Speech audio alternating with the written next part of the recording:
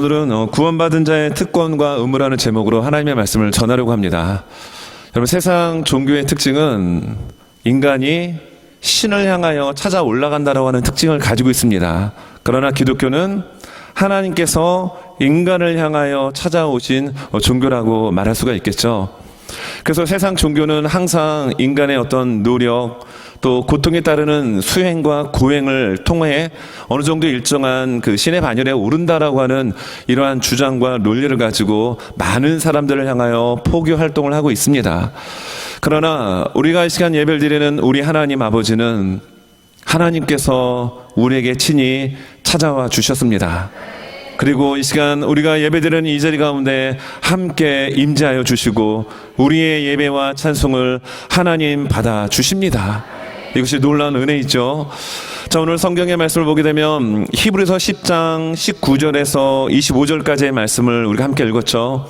근데 히브리서 1장부터 오늘 본문이 기록된 바로 앞절 10장 18절까지의 내용은 구약의 제사와 구약의 여러 가지 용어들을 통해서 진정한 대제사장 되시는 예수님을 비교하며 예수님의 우월성을 이론적으로 설명을 합니다.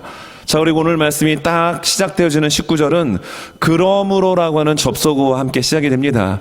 왜 그러므로라고 하는 접속어와 함께 오늘 본문이 시작이 되냐 하면 1장부터 10장 18절까지의 내용, 이 어떤 교리적인, 그래서 그것을 예수님의 특별함, 우월성을 설명을 하고 있는데 그것이 연결되기 때문이라는 겁니다. 오늘 19절은 이렇게 시작하죠. 그러므로 형제들아, 우리를 향하여 무엇라고 호칭하고 있습니까? 형제들이라고 이야기합니다.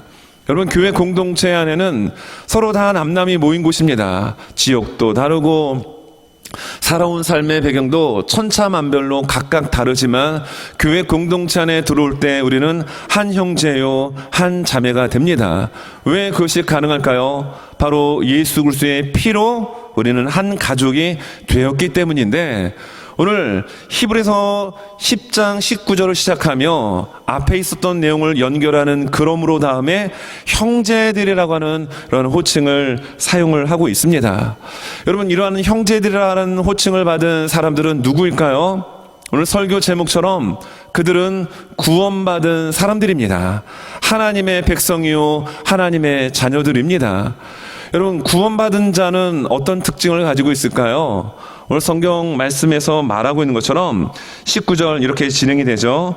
형제들아라고 하며 우리를 부르고 난 후에 우리가 예수의 피를 힘입어 성소에 들어갈 담력을 얻었다라고 이야기합니다. 그리고 20절, 그 길은 우리를 위하여 휘장 가운데로 열어놓으신 새로운 살 길이요 휘장은 곧 그의 육체니라 이야기합니다. 여러분, 구약의 제사의 방법은 항상 예물을 가지고 그 제물에게 나의 죄를 전가시키고 안수하고 죽인 후에 그 핏부림을 통하여 하나님 앞에 나아갈 수가 있었습니다. 그러나 구원받은 우리들은 어떻습니까? 지금 우리가 예배를 드릴 때, 여러분 집에서 오실 때 양과 염소와 조금 사는 집은 무슨 송아지를 가지고, 아니면 비둘기를 가지고 와서 여러분 주차장에서 그 짐승들을 다 각을 떠서 죽이고 피를 뿌리고, 여러분 이 예배당 안에 여러분 들어오셨습니까? 한 분도 그런 분이 없으세요. 왜 그렇습니까? 우리는 예수 그리스도의 피로 구원받은 하나님의 백성이요 자녀가 되었기 때문입니다. 여러분, 죄에서 구원을 받았고 사망에서 우리는 구원을 받았어요. 그런데 이 구원이 세상 종교처럼 신을 찾기 위하여 인간의 도전과 수많은 고행과 수행이 따르는 구원이 아닌 값없이 주신 하나님의 은혜였습니다. 여러분, 성경의 말씀에 얼마나 많은 그러한 구절들이 나와 있는지 모릅니다. 대표적으로 로마서 3장 23절 24절의 말씀은 모든 사람이 죄를 범하였음에 하나님의 영광에 이르지 못하였다니 그래서 예수 안에 있는 속량으로 말미암아 하나님의 은혜로 값없이 의로운 자라는 칭호를 여러분 우리는 얻게 되었습니다. 여러분, 예수 그리스도의 속량, 우리는 값없이 구원을 받은 존재입니다. 여러분, 죄에서 구원받고 예수 그리스도의 보혈로 인해 영원한 하나님 나라의 천국에 자녀된 기쁨과 감격이 여러분들에게 있으십니까? 구원의 기쁨, 예수님 처음 만났을 때 그 감격이 여러분 가운데 넘치고 계십니까? 오늘 예배를 시작하며 찬양 드릴 때 우리 찬양하는 찬양이 있잖아요. 찬양을 쫙 부르면서 여러분들의 얼굴을 제가 한번 스캔을 해봤습니다. 근데 정말 기쁨이 있는 분들은 막 손을 들고 아니면은 막 기쁨에 막 그냥 찬양을 하는 모습을 볼 수가 있었고, 몇몇 분들은 인생의 수고와 무거운 짐을 얼굴에다 잔뜩 찌시고 그냥 그렇잖아도 연세 드시면서 내천자가 생기는데 더블로 생기는 모습을 보인 분들이 몇 분 계셨습니다. 여러분, 세상 살아가다 보면 우리는 구원의 기쁨과 감격을 사실 놓치고 살 때가 있습니다. 그러나 여러분 기억하십시오. 잊지 마십시오. 우리는 죄에서 구원받은 하나님의 자녀입니다. 근데 그 구원은 어떻게 우리가 얻었습니까? 우리의 노력으로, 수고로, 행위로 얻은 것이 아니라는 겁니다. 그래서 성경 에베소서 2장 5절에서는 이렇게 우리에게 말씀하고 있죠. 자, 이 말씀 같이 한번 읽겠습니다. 시작. 허물로 죽은 우리를 그리스도와 함께 살리셨고 너희는 은혜로 구원을 받은 것이라. 여러분, 우리는 구원받은 자입니다. 근데 그 구원 어떻게 얻었다라고요? 은혜로 받았다라는 겁니다. 값없이 받은 겁니다. 그리고 에베소서 2장 8절 9절 말씀입니다. 이 말씀도 같이 한번 힘차게 읽습니다. 시작. 너희는 그 은혜에 의하여 믿음으로 말미암아 구원을 받았으니 이것은 너희에게서 난 것이 아니요 하나님의 선물이라. 행위에서 난 것이 아니니 이는 누구든지 자랑하지 못하게 함이라. 아멘입니다. 여러분, 우리는 하나님의 은혜로 값없이 구원을 받았습니다. 성경은 이것을 우리가 보다 이해하기 쉽게 하나님의 선물이라고 이야기하고 있습니다. 여러분, 하나님의 선물을 우리는 받은 존재예요. 그 선물 포장지를 뜯고 열어보니 여기에는 영원한 영생, 그리고 그 영생에는 예수님의 십자가의 보혈이 묻어있는 그 귀한 존귀한 선물을 받은 우리는 구원받은 자입니다. 사망에서, 죄에서 여러분, 우리는 그것을 탈출하여 영원한 천국 생명을 소유한 채 질주하고 있는 하나님의 자녀들이요, 하나님의 백성이요, 구원받은 자에게 이 세상과의 관계없이 기뻐하고 감격 가운데 살아갈 수 있는 저와 우리들의 모습이 되어야 될 줄로 믿습니다. 여러분, 구원받은 자, 그러면 구원받은 자에게는 특권이 주어집니다. 그리고 해야 할 의무가 주어집니다. 그래서 오늘 성경 본문 말씀은 사실 실제적으로 우리가 믿음의 삶을 살아갈 때 어떻게 살아야 되느냐, 이 방법론을, 이 실천편을 우리에게 소개하고 있는 내용이에요. 우리는 구원받은 자입니다. 그리고 특권을 얻었습니다. 그럼 그런 특권은 무엇일까요? 오늘 성경 말씀을 보니까 이미 읽었던 19절 20절의 말씀을 통해서 확인할 수 있는 것은 우리는 성소에 담대히 들어갈 수 있는 사람들입니다.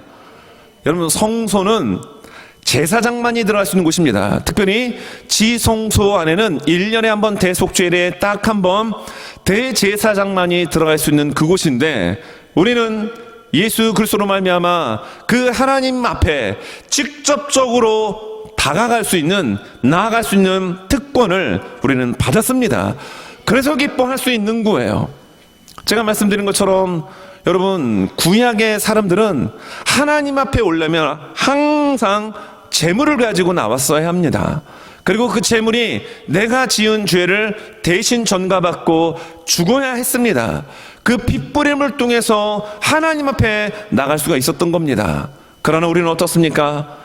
예수 그리스도의 십자가의 단번에 죽으심으로 우리는 하나님 앞에 직접적으로 나아가 찬양하며 말씀을 들으며 예배드릴 수 있다는 사실에 기뻐할 수 있는 우리 모두가 되어야 합니다. 여러분, 그래서 19절 20절 다시 한번 제가 읽어드리지만, 그러므로 형제들아, 우리가 예수의 피를 힘입어 성소에 들어갈 담력을 얻었나니 그 길은 우리를 위하여 휘장 가운데로 열어놓으신 새로운 살 길이요, 휘장은 곧 그의 육체니라. 여러분, 19절에서 눈에 딱 두드러지게 띄는 단어가 있죠. 누구의 피입니까? 예수의 피입니다. 괜히 주방에서 가족들을 위하여 맛있게 음식을 하다가 칼이 비어서 손에서 조금 나는 그런 피가 아니고요, 예수 그리스도의 피입니다. 그리고 20절에 무엇을 소개합니까? 휘장이 찢어졌다라고 얘기합니다. 그리고 새로운 살 길이 열렸다고 이야기합니다. 근데 그 휘장은 바로 그의 육체, 예수님의 몸이었다라고 성경은 말씀해 주고 있습니다. 그래서 오늘 사실 본문 앞부분의 내용을 쭉 보게 되면 이러한 사실을 여러 차례 우리에게 설명하는데요. 자, 10절 말씀을 보면 이렇게 나옵니다. 이 뜻을 따라 예수 그리스도의 몸을 단번에 들으심으로 말미암아 우리가 거룩함을 얻었노라. 14절도 그가 거룩하게 된 자들을 한 번의 제사로 영원히 온전하게 하셨느니라. 한 번의 죽음, 여러분 그 죽음은 십자가의 죽으심이었습니다. 그래서 우리의 죄, 우리가 행한 모든 불법, 이 모든 것들을 사하여 주셨다라고 이야기합니다. 지우개가 있다라고 한다면 그 모든 우리의 죄의 흔적을 깨끗하게 지워 주셨습니다. 우리가 범죄하고 우리가 죄 짓고 우리가 쓰러지고 넘어진 수많은 삶의 실패의 그 흔적을 예수님의 보혈로 씻어 주셨습니다. 여러분, 그래서 오늘 성경 본문 바로 앞부분의 18절의 말씀은 이걸 이야기합니다. 이것들을 사하셨은즉, 무엇을 사하셨다라고요? 앞부분에서 말하는 겁니다. 17절, 그들의 죄와 그들의 불법을, 우리의 죄, 나의 불법, 모든 흉악한 냄새나는 더러운 죄악을 예수님이 사하주셨습니다. 그리고 이렇게 말씀합니다. 다시 죄를 위하여 제사 드릴 것이 없느니라. 이게 복음인 거예요. 여러분, 구약의 사람들은 애꿎은 짐승들이 죽어나갔습니다. 한 번 죄사함을 받았습니까? 그럼 또 인간은 죄를 짓습니다. 넘어집니다. 좌절합니다. 그러면 또 한 마리의 양과 가축이 죽음을 당하여야 하나님께 나갈 수 있었단 말입니다. 그러나 지금은 예수 그리스도의 단번에 죽으심, 그 예수의 피로 우리는 하나님의 성소에 담대히 나갈 그 은혜를 얻게 되었습니다.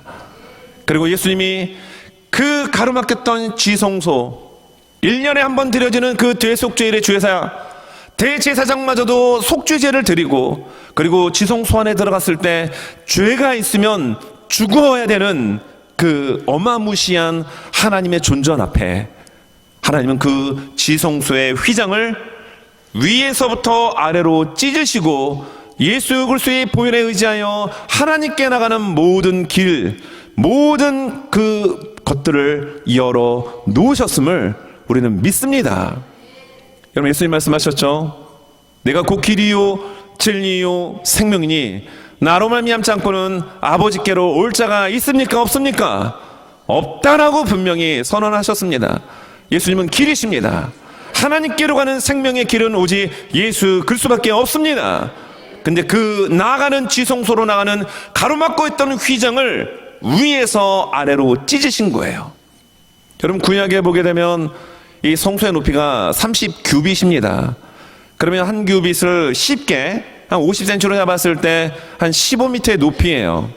그러면 헤롯 당시에 예수님이 십자가에 매달려 돌아가실 때 마태복음 27장에 보면 성소에 있던 휘장이 위에서 아래로 찢어지는 사건이 나옵니다.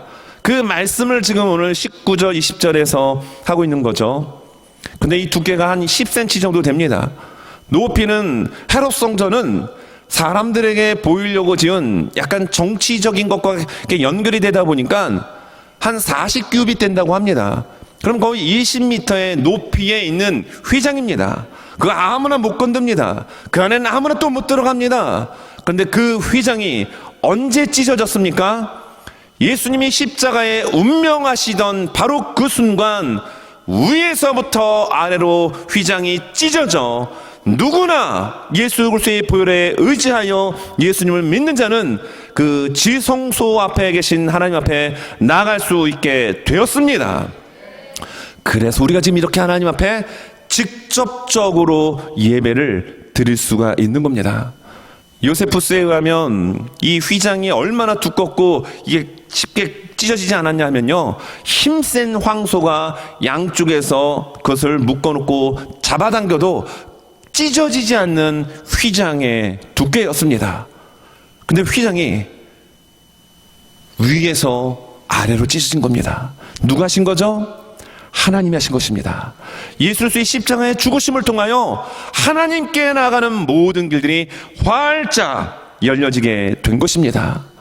그래서 오늘 여러분 성경 19절과 20절의 말씀에 그 휘장이 찢어진 사건, 그것은 바로 그의 육체, 예수님의 몸임을 우리에게 알려주고 있고, 또 예수의 피로 우리가 성소에 들어갈 수 있는 담력을 얻었다라고 한다면, 여러분 예수 그리스도의 보혈로 구원받은 이 사실 앞에 정말 감사하고 감격하며 살아가는 우리 모두가 되어야 될 줄로 믿습니다.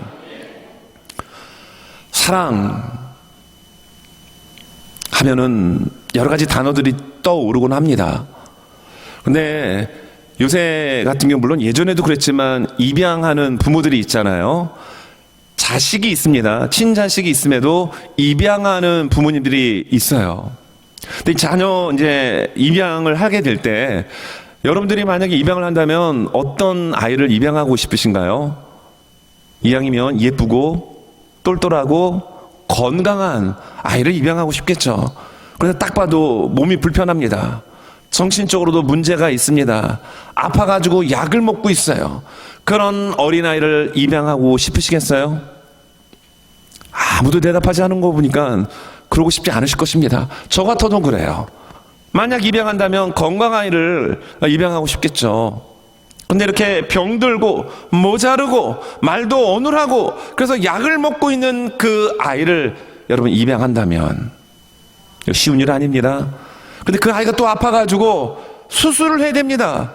피를 수혈을 해야 되고 신장이 안 좋아서 신장 이식을 해야 되는데 내가 낳은 친자식의 신장을 떼어서 그 입양한 아이에게 신장 이식을 해 줄 수 있는 부모가 여러분 있을까요?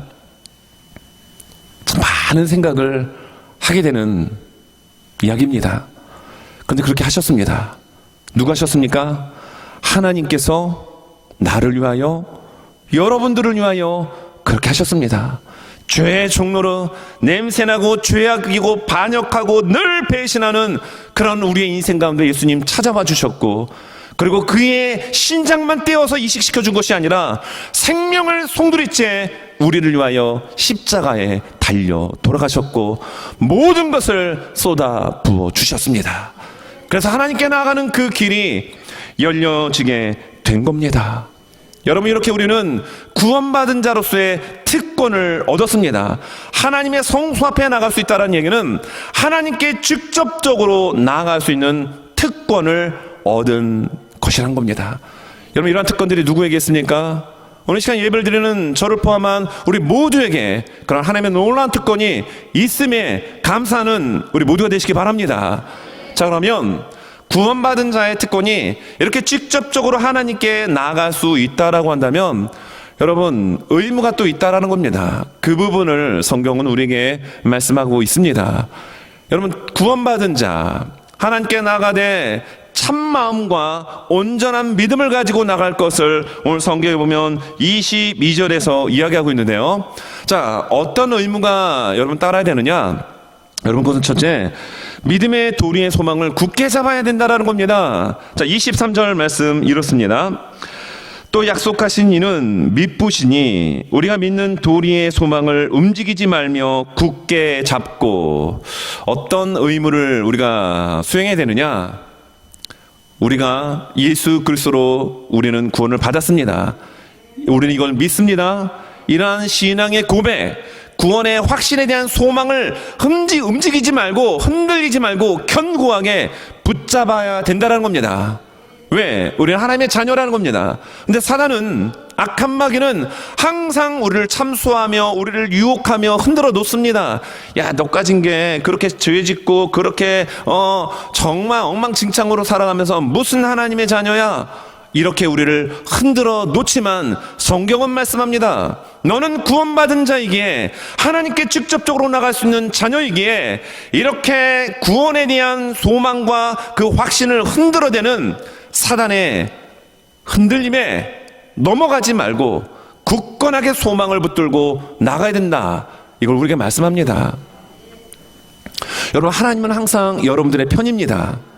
하나님은 여러분들을 지켜주십니다. 구원에 대한 확신이 흔들려지지 않도록 하나님은 말씀하시는데, 오늘 23절에 그 하나님을 어떻게 소개하죠? 약속하신 이는 믿으시니. 하나님은 신실하시다라는 거예요. 여러분, 하나님이 한번 약속하신 말씀은 변개되지 않습니다. 이것이 바뀌어지지 않습니다. 반드시 지키시고 그것을 이루어 내시는 분이 누구시라고요? 하나님이세요. 여러분, 구약에 보게 되면 이스라엘 백성들은 재물을 가지고 하나님 앞에 나와야 됐죠. 그리고 출애굽했던 이스라엘 백성들을 보게 되면 여러분, 하나님께서 그들 가운데 나타나십니다. 천둥, 번개, 우레, 빽빽한 구름, 연기의 모습으로 하나님이 그들에게 임재하였을 때 백성들은 두려워 떱니다. 그리고 하나님께서 십계명의 말씀을 주셨던 출애굽기 20장에 보게 되면 모세에게 말씀해 달라고 부탁을 합니다. 그 하나님의 음성과 말씀 듣는 것 자체가 무섭고 두려웠기 때문입니다. 그런데 우리는 어떻습니까? 지금 담대하게 하나님 앞에 나와 예배를 드리고 있습니다. 그렇다면 그 힘은 어디에 있을까요? 하나님께서 우리에게 주신 언약의 말씀 때문입니다. 여러분, 구원받은 그 기초가 나에게 나왔다라면은 우리는 단번에 다 쓰러지고 실패한 인생이 될 수밖에 없어요. 그러나 그 구원을 주신 하나님의 약속, 하나님의 언약의 말씀, 이 말씀에 기반된 구원이기에 우리는 흔들리지 않습니다. 우리는 넘어지지 않습니다. 견고하게 붙들 수 있습니다. 왜냐고요? 그 약속의 말씀을 주신 분은 미쁘신 신실하신 하나님이시기 때문입니다. 여러분, 이것이 얼마나 큰 은혜인지요. 여러분, 또 두 번째 우리에게 있어서 따라야 될 의무는 서로 돌아보아 사랑하며 격려해야 된다라고 이야기합니다. 성경 24절에 보면 이렇게 나옵니다. 서로 돌아보아 사랑과 선행을 격려하며. 교회 공동체. 그래서 오늘 성경 말씀 보면 이런 표현이 나오는데요. 21절에 또 하나님의 집 다스리는 큰 제사장이 계시니, 큰 제사장은 예수님을 말하는데 하나님의 집이라는 표현이 나옵니다. 쉽게 말하면 지금의 교회 공동체입니다. 예수 그리스도를 믿는 사람들의 모임이기도 합니다. 이 모임 안에 여러 사람들이 모이게 됩니다. 그러면 여러분, 혼자 사는 것이 편할까요? 여러 사람들이 함께 어우러져가며 사는 것이 편할까요? 다 다를 수 있겠지만 아무리 교회라 할지라도 교회에는 각양 여러 많은 다른 사람들이 존재합니다. 그래서 무언가 일을 하다 보면은 부딪힘이 있어요? 없어요? 있습니다. 아무리 좋은 일을 해도, 아무리 하나님이 기뻐하는 일을 하더라도 뭔가 의견이 다르고 그 일을 진행하는데 이거 오른쪽으로 하는 게 좋습니다. 아니야, 왼쪽이 좋습니다. 이거 가지고 정작 해야 할 일을 못하고 시기를 놓치는 경우가 여러분 왕왕 일어납니다. 성경 뭐라고 말씀합니까? 구원받은 자, 하나님께 나아가는 자의 해야 할 의무는 서로 돌아보라는 겁니다.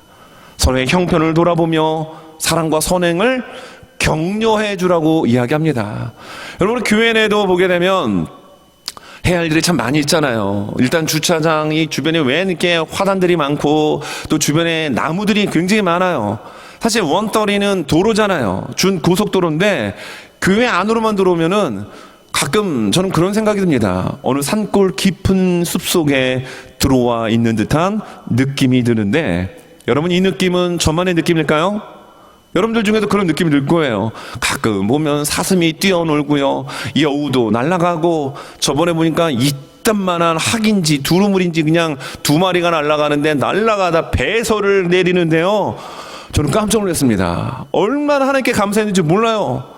새벽 예배를 마치고 한 8시 한 10분쯤인가 이쪽을 통해서, 도로가 채플 통해가지고 이쪽으로 와서 본당에서 앞쪽에 나가서 왠지 하늘을 좀 보고 싶어서 나가서 하늘을 딱 보는데요, 한 두루마리 같은 큰 새가 부분 것 같아요. 쫙 저쪽으로 날아가는데 갑자기 보지 못할 것을 제가 봤습니다. 그냥 똥인지 그냥 쫙 내리는데, 비행기가 날아가다 보면 폭탄 투하하는 거 있죠, 여러분. 똑같아요. 와, 저 미터에 있다가 저걸 맞으면 정말 어떻게 될까? 생각만 해도 정말 참 그렇습니다. 교회 주변이 참 그래요. 그러다 보니까 해야 할 일들이 참 많습니다. 근데 보면은 정말 묵묵히 그렇게 수고하고 애쓰고, 또 예배당 안에서 여러 가지 많은 일들, 또 여러분 많은 정말 해야 할 일이 많잖아요. 그런 일들을 함께 협업하고 함께하는 모습들을 보면은 그 자체만으로도 은혜가 됩니다. 여러분, 그럴 때 시간이 안 되고 또 그것을 함께 할 수 없다라고 한다면 여러분 격려해 주십시오. 참 수고하십니다. 참 애쓰십니다. 이런 말 한마디가 여러분 힘이 되고 격려가 됩니다. 그런데 그 일을 하는데 저걸 왜 해? 이렇게 하는 게 더 좋을 텐데, 이런 말은 여러분 사실 서로에게 사기를 떨어뜨리는 말이 되는 거예요. 여러분, 구원받은 자가 해야 될 일이 무엇이라고요? 두 번째, 서로 격려하라는 얘기입니다. 서로 용기를 북돋아 주라는 겁니다. 이 모습이 교회 공동체 안에 있어야 됩니다. 그래서 초대교회 가운데 보게 되면 그들은 서로 떡을 떼고 찬미하고 교제하며 서로를 위하는 아름다운 사랑의 공동체의 모습을 우리에게 보여주고 있죠. 우리 교회 안에 여러분 서로 격려하고 서로 용기를 북돋아주고 서로를 돌봐주는 아름다운 사랑과 여러분 모습들이, 이런 모습들이 더욱 많아질 수 있기를 간절히 원합니다. 여러분, 구원받은 자의 의무가 있습니다. 여러분, 그것은 세 번째, 모이기에 힘써야 된다라는 거예요. 오늘 성경 말씀 25절 보면 이렇죠. 모이기를 패하는 어떤 사람들의 습관과 같이 하지 말고 오직 권하여 그날이 가까움을 볼수록 더욱 그리하자. 구원받았기 때문에 십자가 예수 그리스도의 보혈의 은혜로 하나님께 직접 나갈 수 있는 그 특권을 얻었기에 우리는 어떻게 된다라고요? 모이기에 힘써야 된다라고 이야기하고 있습니다. 왜 모이기에 힘써야 될까요? 주님이 오실 날이 멀지 않았다라는 재림에 대한 이야기도 여러분 25절 후반부에서 언급해주고 있어요. 여러분, 모이기에 힘쓰는 것은 하나님이 기뻐하는 일입니다. 여러분, 주의 이름으로 두세 사람이 모인 그곳에 우리 주님이 함께하여 주십니다. 이 시간 우리들이 모인 이 공동체는 세상의 어떤 동호회, 사교적 모임이 아니라 하나님 앞에 예배드리는 장소이기에 하나님이 함께 하시고 우리를 만나주시고 여러분의 심령 가운데 하나님의 성령을 기름부터 물부터 부어주실 줄 믿습니다. 여러분의 마음에 밸브를 여십시오. 여러분의 마음의 지퍼를 여십시오. 그러면 하나님의 성령은, 주의 말씀은 여러분의 신비에 새겨지고 주의 성령은 여러분의 심령 가운데 기름 붓듯 하나님 부어 주십니다. 그 모임의 장소에 모이게 힘쓰라는 겁니다. 오늘 사실 이 25절의 말씀은 모여야 된다라고 하는 것을 강조하는 것 이전에 무엇을 이야기해주고 있냐면, 여러분, 하나님께 나아갈 때 어떤 마음을 가지고 나가라고 얘기하죠? 22절 보면 중반부에 이렇게 나옵니다. 22절을 전체 읽어드리겠습니다. 우리가 마음의 뿌림을 받아 악한 양심으로부터 벗어나고 몸은 맑은 물로 씻음을 받았으니 참마음과 온전한 믿음으로 하나님께 나아가자. 어떤 마음으로요? 참마음, 온전한 믿음. 우리의 악한 양심을 예수 그리스도의 보혈의 피로 깨끗하게 씻어주셨습니다.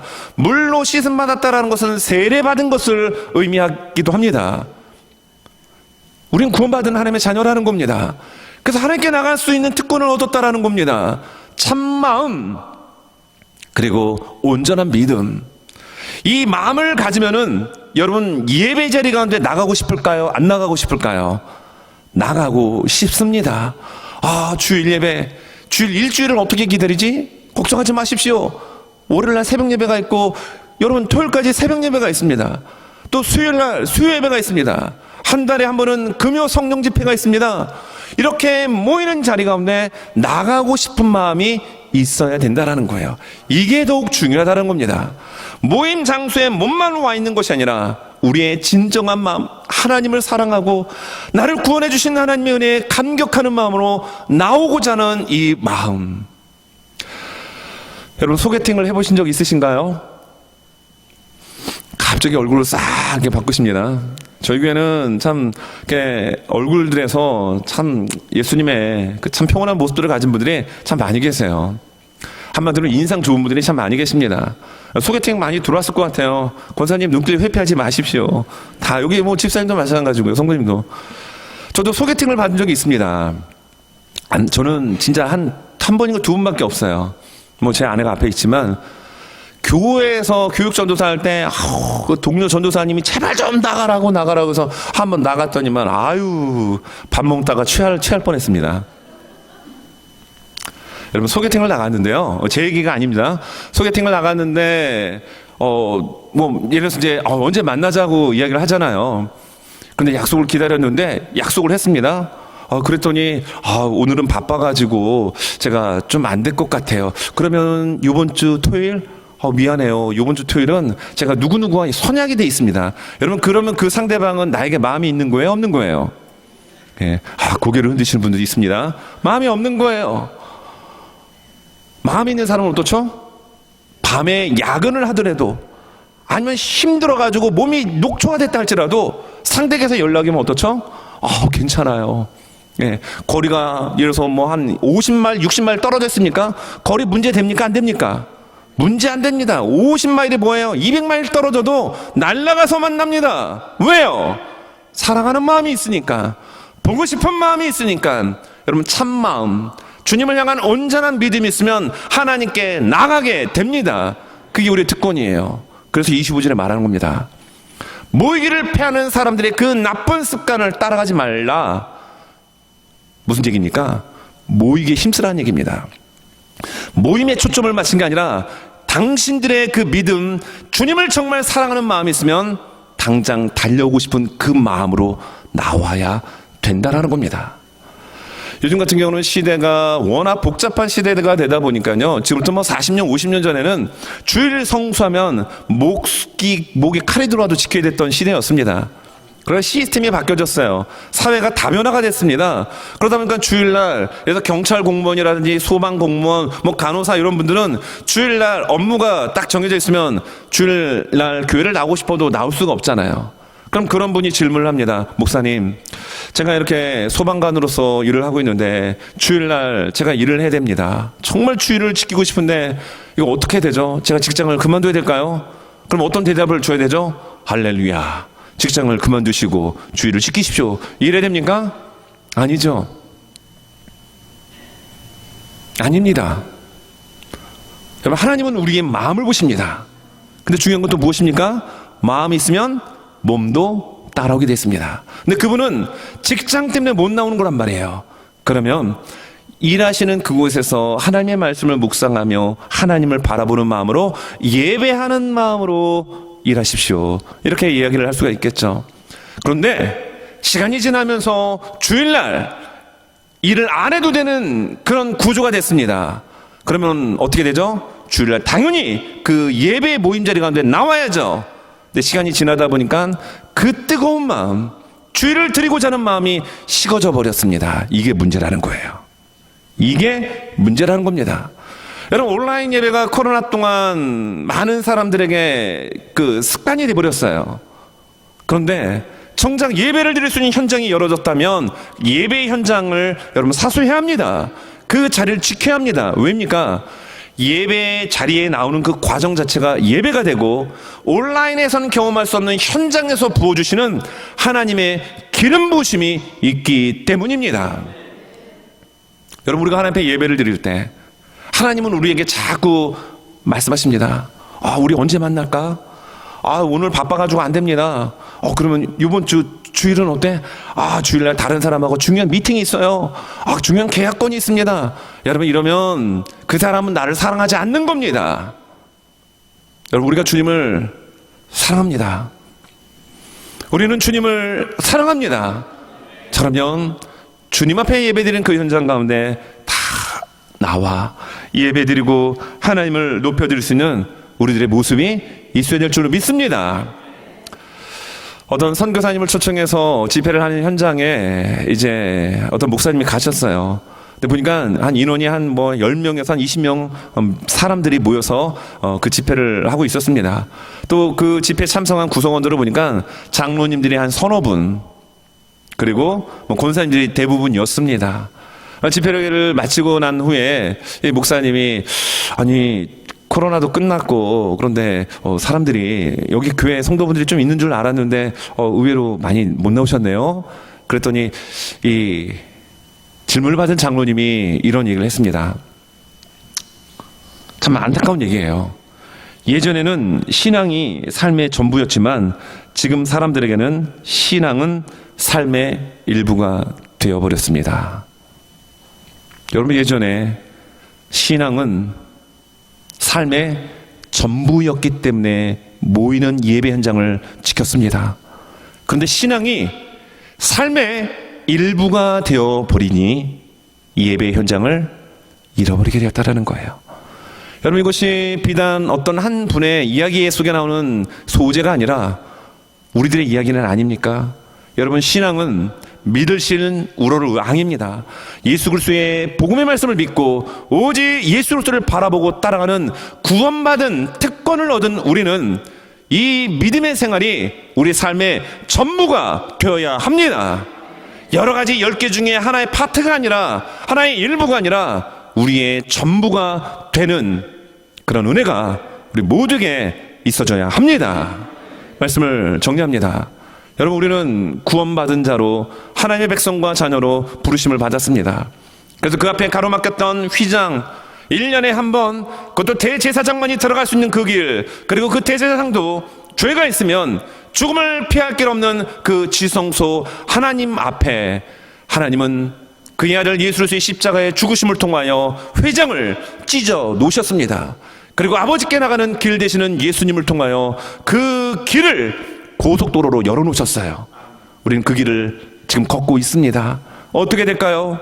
구원에 대한 믿음, 확신, 신앙의 고백, 하나님이 주신 약속의 언약의 말씀이기 때문에 굳게 부여잡고 흔들리지 아니하며 우리의 믿음의 공동체 식구들을 서로 격려하고 돌아보고 서로 용기를 북돋아주고 모임의 장소 가운데 주님 사랑하는 마음으로, 주님 앞에 경배하고자 하는 마음으로 여러분, 그 모임의 자리 가운데 모여들 수 있는, 그래서 그 모임 가운데 하나님의 놀라운, 이 세상이 감당할 수 없는 하나님의 성령의 기름 부음과 더욱 주님을 이전보다 사랑할 수 있는 그 사랑의 배가의 은혜가 모임의 현장 가운데 임할 수 있기를 예수님의 이름으로 축원합니다.